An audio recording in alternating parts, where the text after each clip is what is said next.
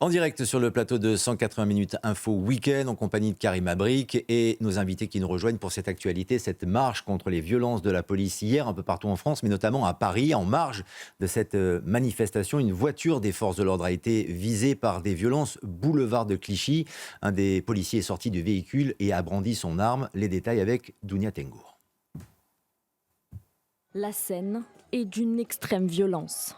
Alors que le cortège progressait sur le boulevard de Clichy, au nord de la capitale, cette voiture de police s'est retrouvée bloquée dans le trafic, juste devant la tête de cortège. Très rapidement, des dizaines d'éléments radicaux armés de barres de fer et divers projectiles prennent d'assaut le véhicule, avec à l'intérieur 4 policiers. Pris au piège, l'un d'eux décide de s'extraire de la voiture pour mettre en joue les agresseurs, qui battent immédiatement en retraite. Malgré le déploiement de la Brave M, 3 fonctionnaires ont été blessés dans l'attaque. La manifestation parisienne a connu des violences inacceptables contre les forces de l'ordre. On voit où mène la haine anti-police.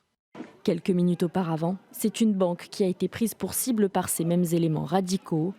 Le ministère de l'Intérieur a dénombré ce samedi 9000 personnes dans les rues de la capitale, parmi lesquelles des militants de partis politiques. 3 interpellations ont eu lieu. La voiture de police attaquée donc et ce policier qui brandit son arme. Question QR code d'ailleurs, vous le savez, pour noter les spectateurs. Vous pouvez répondre à cette question que je vais poser aussi à notre invité dans quelques instants. Le policier a-t-il eu raison de brandir son arme? Alain Morel, secrétaire général adjoint CFDT Police, merci d'avoir accepté notre invitation. Ce policier a-t-il eu raison de le faire? Et surtout, d'un point de vue de règlement, même si on connaît la réponse, est-il autorisé à le faire?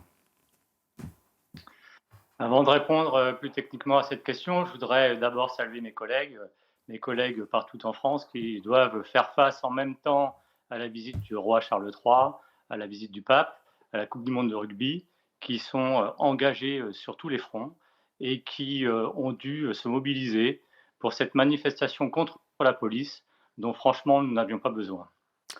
Les circonstances de cette agression commise par une horde de militants qui répondent à l'appel à manifester de parlementaires notamment, est inadmissible et insoutenable. Les collègues sont à 4 dans ce véhicule, ils se font agresser à coups de barre de fer, 2 ou 3 même d'entre eux sont blessés. Que devait faire le collègue? Est-ce qu'il devait attendre que le pare-brise vole en éclats et que les coups de barre de fer atteignent ses collègues et l'atteignent lui-même? Est-ce qu'il devait attendre que ce pare-brise cassé puisse permettre à un cocktail Molotov de venir griller ses occupants? Non. Il a eu le bon réflexe, il a eu le bon geste, il a répondu à une agression, il y a répondu immédiatement, il l'a fait avec mesure. D'ailleurs, si vous regardez son arme, la plupart du temps, elle est pointée vers le sol. Il l'a fait pour tempérer la situation et il a bien fait les choses. Est-ce un cas de légitime défense ou est-ce tout simplement un point de règlement? C'est-à-dire que le policier est autorisé dans ce genre de situation, quand la patrouille par exemple ou ses collègues sont en danger, d'intervenir de cette manière? Au moment où il le fait, on peut considérer que déjà il est en légitime défense face à une agression. Maintenant, il a parfaitement en tête ce qui doit être proportionné à l'agression et dans un premier temps, il essaye de figer la situation. Il la fige en sortant son arme, ce qui permet d'éloigner les manifestants un temps au moins suffisant qui a pu permettre aux collègues de la Brave M, qui est une unité extrêmement mobile et qui a pu se rendre rapidement sur les lieux pour les sécuriser. Donc oui, techniquement, il n'y a rien à reprocher à ce collègue.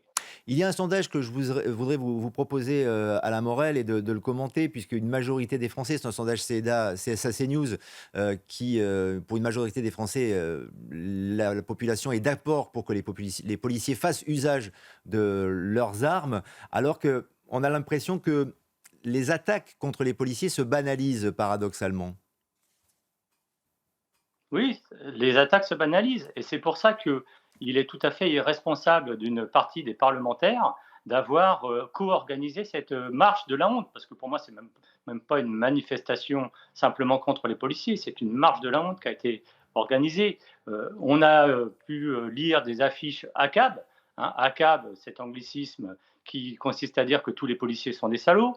À Besançon, c'est des affiches qui disent un flic, une balle. On a toutes ces sortes d'agressions qui sont insupportables. Tout le monde déteste la police.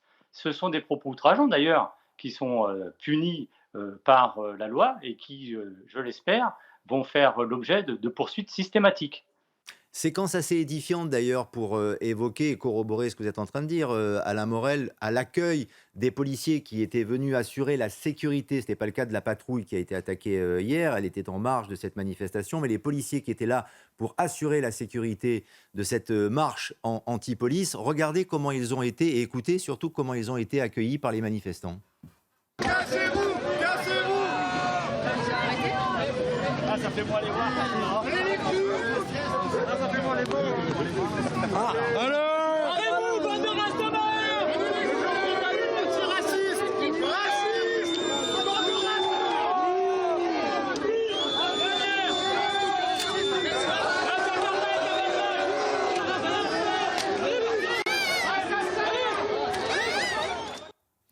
Alors en effet, Alain Morel, c'est une certaine partie de la population. On a vu dans le sondage tout à l'heure et on peut voir aussi un autre sondage qui date du mois de mars dernier, que la population est majoritairement en faveur de la police quand elle doit intervenir évidemment pour réprimer et pour sauver des vies, pour assurer la sécurité. Mais cet accueil-là et ces termes surtout racistes, assassins, sont tout de même assez choquants.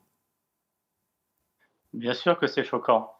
D'ailleurs, ces termes illustrent aussi ce qui s'est passé autour de la voiture, parce que je ne l'ai pas dit tout à l'heure, mais c'était butez-les. Le message de ces Black Blocs qui s'attaquent à ce véhicule de police, c'était butez-les. Donc oui, c'est choquant. Le policier a une résilience habituelle à considérer qu'on n'attaque pas sa personne, mais sa qualité. Mais je peux vous dire que le soir, quand vous rentrez chez vous, vous avez parfois du mal à vous endormir devant un tel déferlement de haine et de violence.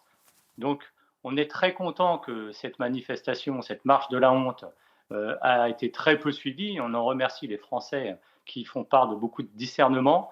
On est très satisfait aussi de tous ces messages de soutien qu'on reçoit sur les réseaux sociaux, sur le site du SCSI-CFDT par exemple, sur Twitter, où nombre de Français viennent témoigner en faveur des forces de l'ordre. Heureusement que les Français nous soutiennent. Et heureusement, parce que je peux vous dire que pour eux, pour mes collègues, c'est pas facile tous les soirs de rentrer chez soi et de faire l'impasse de ce qu'ils ont connu dans la journée. Et comme vous l'avez rappelé, les forces de l'ordre sont sur le pont au terme d'une semaine entre le pape, Charles III, les manifestations de sport, le rugby ou le football et en effet d'autres défilés, marches ou autres manifestations. C'est compliqué. Merci Alain Morel de nous avoir accompagnés. Je rappelle qu'il y a une enquête qui a été ouverte, bien sûr, dans le cadre de l'affaire dont on parle et notamment donc, de cette attaque de la patrouille de police et la réaction donc, de ce policier qui a brandi son arme. On continue à en parler avec vous, Karim Abric, juste après la publicité, notamment sous l'angle politique, puisqu'il y a le silence d'une certaine partie de la gauche qui ne condamne pas, bien au contraire, ce qui s'est passé hier à Paris. À tout de suite.